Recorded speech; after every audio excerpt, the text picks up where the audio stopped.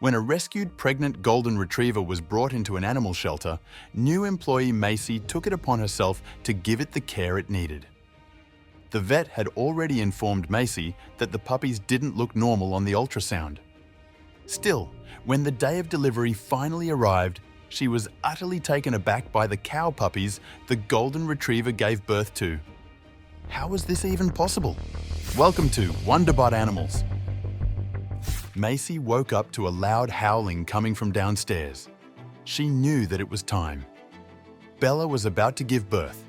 She jumped out of bed and rushed to the bed of the rescued golden retriever. They had already been through so much together, and seeing her in this kind of pain broke Macy's heart. But now was not the time to feel sorry for Bella, as Macy needed to be focused on helping deliver the puppies. She couldn't help herself from being curious. The vet had told her these would not be normal puppies. But what the hell would they be then? The puppy. It looked like a cow.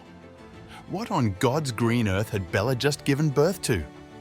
And what is Macy supposed to do now? When their first puppy finally started crowning after 2 hours of labor, Macy could not believe her eyes. The vet had warned her, but she never expected this. It is not uncommon for a dog rescued off the streets to be pregnant when they come into the rescue station. On the streets, animals are reduced to their primary instincts of survival and procreation. However, what is uncommon is for the rescue station to be well equipped to deal with pregnant dogs. This particular station had a vet they worked with, but the vet was not on site. So when a struggling pregnant golden retriever came in, they had no idea how to handle the situation. They were already very much understaffed, and this dog obviously needed a lot of attention. Could they handle her and all of the other tasks? Working with the dog would not just be until she gave birth either, because once she finally had her litter, there would be more work to do with the puppies. Additionally, one of the senior technicians felt that something was very off about this pregnancy and needed to be figured out promptly. For now, a lot of options as to how to deal with this situation are being discussed. Some possibilities were naturally more pleasant than others. They considered bringing the dog to another station and looking for another volunteer. However, they were also considering euthanizing her. It was unfortunate to have such a sad option on the table, but it had to be considered. Given how busy the station already was and how understaffed they were, the average staff member was really leaning towards euthanization. However, the big reason why this dog got the help and attention she needed was because of a relatively new and inexperienced employee at the rescue station named Macy. Macy had always had a soft spot for animals, specifically dogs. From a young age, she knew she wanted to work with animals and always expected to be a veterinarian. She started going to school for it and everything. However, her life goals changed after an experience she had while on a relief trip to Indonesia. In America, Macy mainly had just seen happy dogs in the excellent care of their respective owners. But this was not the case in Indonesia, where malnourished and often sick dogs were abandoned and wandering the streets everywhere she went. She hadn't even been there to help the dogs, but the people. But seeing all the unhappy dogs broke Macy's heart. When Macy returned home to the States, she started researching street dogs and how to help them. To her shock, she found out how many street dogs there even were. They weren't just present in the small town she'd grown up in, but were even more prevalent in the big city nearby. From that moment on, all Macy wanted to do was help these puppies. When she turned 18, she moved to Boston and applied to a rescue center for stray dogs. She was hired almost immediately at the station because it was understaffed. Macy was still full of hope and determination. When it was still only Macy's second week, the pregnant golden retriever, which they had named Bella, came in, and they discussed what to do with her. When the option of euthanization went onto the table, Macy decided to step in. She couldn't just stand by and let a pregnant animal be euthanized because of convenience.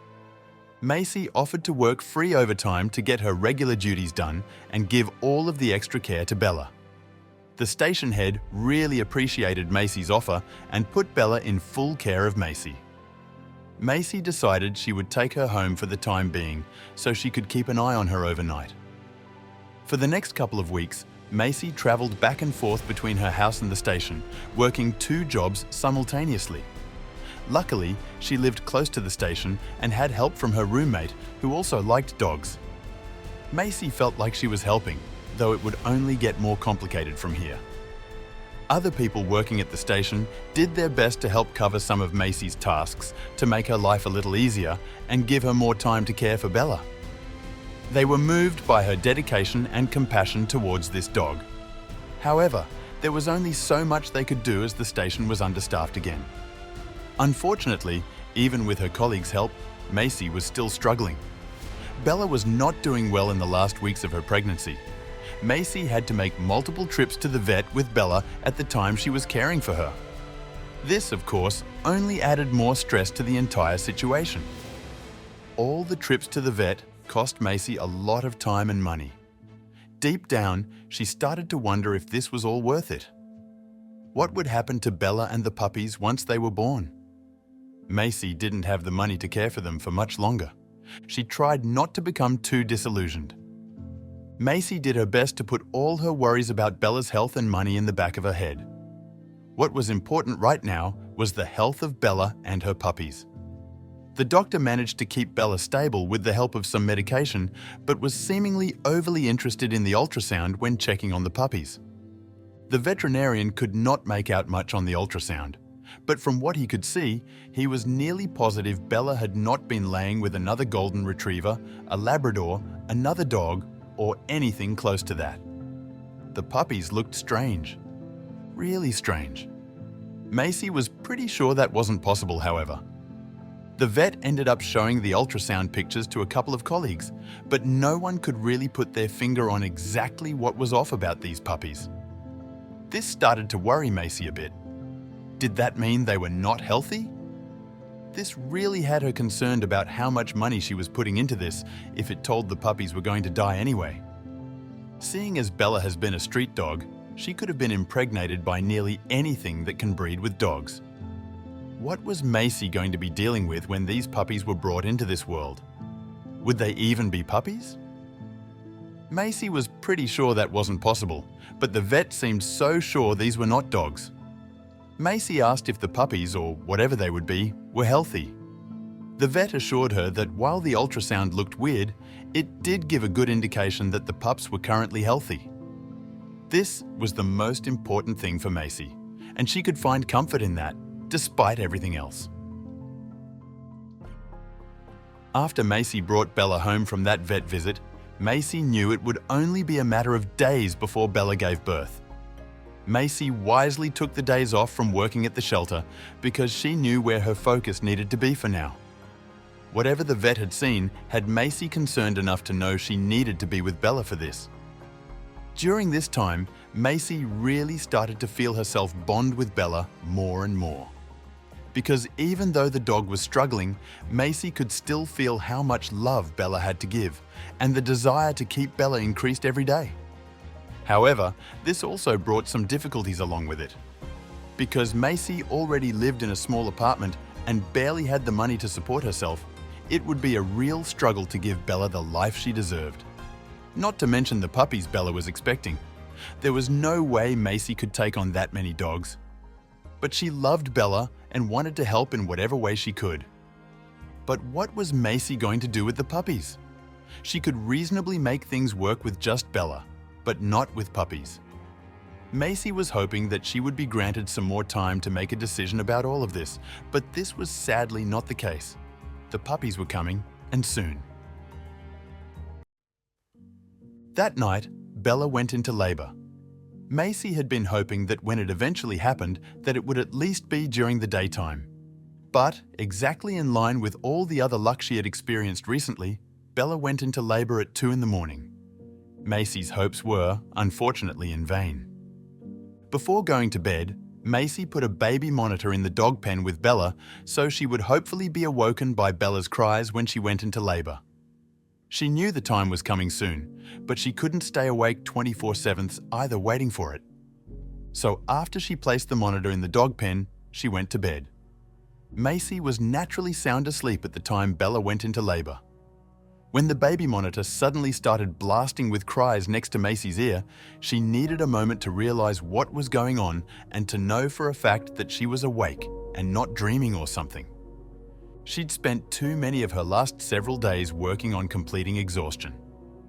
Macy quickly put on some old jogging pants and an old t-shirt and went downstairs. This could get ugly very quickly.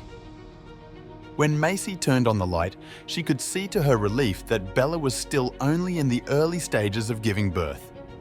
Macy would need to put the skills she learned at the shelter to the test. Bella's tongue was out of her mouth and she was breathing heavily, her whole body moving with every heave. Macy quickly went to grab some towels and a bucket of water. The whole purpose of the pen was to keep the mess contained, but that didn't mean Macy wouldn't have to work hard to keep the mess from spreading. Macy wanted to help Bella in every way she could, but also knew that this was mostly a process she had to go through alone. She stroked Bella's face and made it really clear that she was there for Bella, no matter what. After about half an hour of pushing, Macy finally started to see the first of the puppies. A wave of nervousness and excitement came over Macy. She still had no idea what kind of puppies Bella was going to give birth to exactly, as she had no idea what kind of dog Bella had mated with. However, she was about to find out, and the suspense was enough to have her on the edge of her seat. But Macy's excitement quickly turned into shock when Bella's first puppy was finally officially born. Those spots, that nose, those legs. Macy was questioning if this was even a dog. The puppy didn't look like any dog Macy had ever seen. It was looking a lot more like some sort of tiny baby cow. Macy had never seen a dog that looked anything like this. But how was this even possible? Dog genetics could get weird sometimes, but the puppies should look at least partially like Bella, as she was their mother. They should definitely look more like Bella than the cows they were currently looking like. But Macy had no time to worry about that now, as there were a lot more puppies, or whatever these animals were, that needed to be brought safely into this world. Macy cleaned off the first questionable puppy and put it into a bundle of towels so it would stay warm until it had its siblings alongside it. Bella had started pushing the next puppy out, and wouldn't you know it, it looked exactly like the first baby. And the next one did as well. Why were all the puppies looking like cows? Macy pinched herself to make sure she wasn't dreaming, but unless she was dreaming that she was dreaming, she was most certainly awake. Eventually, after the labor process of 2.5 hours, the whole little of what should be puppies had been brought into this world. It was 4:30 in the morning, and Macy was still convinced she might be seeing things. The puppies all looked equally strange, but she wasn't dreaming. This had definitely happened. Unsure exactly of what to do next, Macy decided to stay up the rest of the night to keep watch that all of the animals would survive until she could take them into the shelter later that morning. The veterinarian working at the shelter would be able to tell her more about what was going on. Well, Macy hoped he could anyway. As the night progressed into morning and the sun started to rise, Macy could not keep her eyes off of the strange-looking puppies. Was there actually something wrong with them? Or was she just seeing things? She really hoped the vet could give her some answers. She was also half expecting to wake up at any moment and find that this was just a dream. As soon as she reasonably could, Macy loaded Bella and the questionable puppies into her car and drove to the shelter. She was there even before the vet arrived. Macy just couldn't wait to finally get some clarity, even though this was technically not the most important thing in that moment. What was actually most important was that Bella and the puppies were alive and they looked healthy. The vet would first need to do a checkup for that to verify that Macy's assessment of their health was correct. When the vet arrived and Macy brought them in, the vet first raised an eyebrow before getting to work. The vet first managed to determine that Bella was doing okay. She was still very tired and a bit dehydrated despite Macy's best efforts. Mostly though, she was just tired. She was going to make it through all of this just fine, despite earlier worries. However, then there was the case of the puppies. The vet understood Macy's concern as he too thought that they looked very strange, but he had finally managed to determine what had caused this. The spots were most likely because Bella had mated with a Dalmatian with dominant genes. Dog genetics could get very weird after all. As for the strange features, the strange, almost cow-like features could be explained by the fact that the puppies were born too early. Almost a month too early, in fact. Not everything about them had been fully developed yet. But this, of course, led to more questions. Why had Bella gone into labor so early? She now had 7 underdeveloped puppies after all. The best the vet could figure is that whatever trauma Bella had experienced while on the streets had caused her to go into labor prematurely, despite all the care Macy had given her. The puppies being born early also meant that their health was at risk.